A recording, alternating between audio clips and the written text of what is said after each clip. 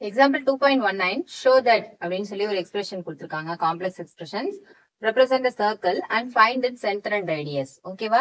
இந்த மாதிரி ஒரு எக்ஸ்பிரஷன் கொடுத்துட்டு அது சென்டரையும் ரேடியஸையும் கண்டுபிடிக்க சொல்லியிருக்காங்க. ஓகேவா?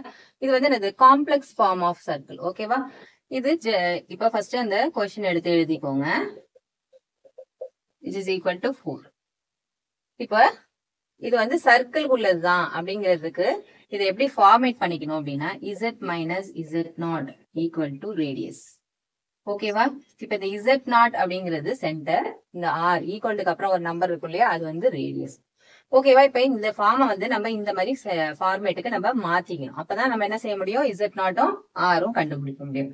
ஃபர்ஸ்ட் கண்டிஷன் என்னது, z-க்கு முன்னாடி எந்த நம்பருமே கிடையாது, அதாவது 1 இருக்குன்னு அர்த்தம். அதனால இப்ப இந்த ஈக்குவேஷன்ல நம்ம என்ன செய்யணும், z-க்கு முன்னாடி 1 கொண்டு வரணும். அப்படின்னா என்ன செஞ்சுக்கணும், 3-ய காமனா எடுத்துக்கணும். 3-ய காமனா எடுத்தீங்கன்னா என்ன கிடைக்கும், z minus 5/3 plus I/3 equal to 4. ஓகேவா? இப்ப என்ன செஞ்சுக்கணும், z minus z0 இருக்கு இல்லையா, அதனால நம்ம என்ன செஞ்சுக்கணும், z minus என்னது மைனஸ் வெளியில எடுத்துரும். அப்ப உள்ள எப்படி இருக்கும் ஃபார்மேட் பாருங்க, 5/3 இந்த மாதிரி ஏற்கனவே மைனஸா இருக்கிறதுனால இங்க பிளஸ் வந்துருச்சு. இங்க பிளஸ் இருக்கிறதுனால நம்ம என்ன செஞ்சுக்கணும், மைனஸ் போட்டுக்கணும். I/3 equal to 4.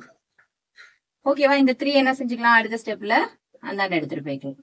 z minus 5/3 minus I/3 equal to 4/3. இப்ப இதுல இருந்து என்ன கிடைச்சிருச்சு நம்மளுக்கு, z மைனஸ் அப்படின்னு பக்கத்துல ஒரு நம்பர், அதாவது பார்ட் இருக்கு இல்லையா, அதுதான் நம்மளுடைய சென்டர். இந்த பாயிண்ட் இது வந்து ரேடியஸ்.